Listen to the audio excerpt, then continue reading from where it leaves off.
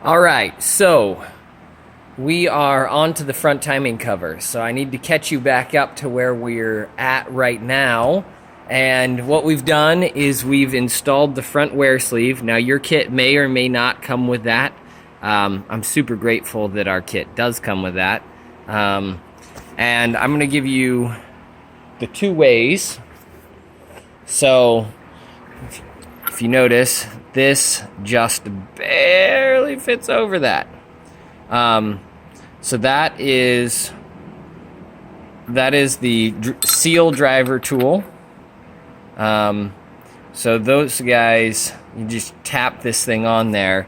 See, there is a beveled side on this back side on the inside, so you can get it started. And so you can go ahead and put that thing on there. The other thing that you can do is you can actually, once you get it started with this, and you have to be patient and you have to go equally, and I had to turn the motor over so you can actually see where there's some scuffing as it wasn't quite all the way down seated.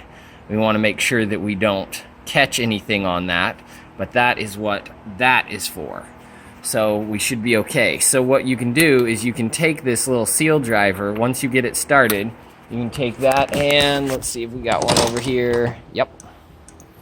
And you can take a harmonic dampener bolt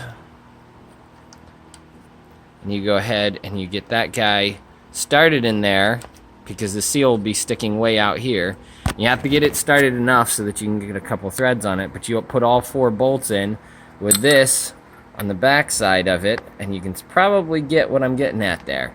So you just take that and you turn each one in, about a quarter of a turn, and you slowly and evenly pull this guy on there. I find that is probably the easiest way to do it, and it involves less beating. So that hopefully will help you out as a little tip for getting the wear sleeve on there. Now that we've got that on there and we've got you caught back up to speed on that, let's flip back over here and let's show you what we've got going on this. So over here you have your timing cover.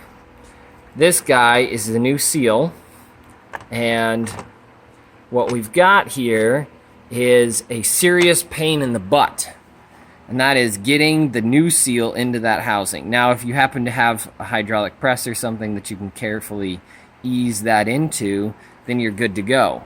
But otherwise, what you've got is you've got this same, let's get over here, you've got this same tool that we were just looking at, and this guy is made so that it matches that, and that's how you know how far to drive the seal down is when that guy bottoms out.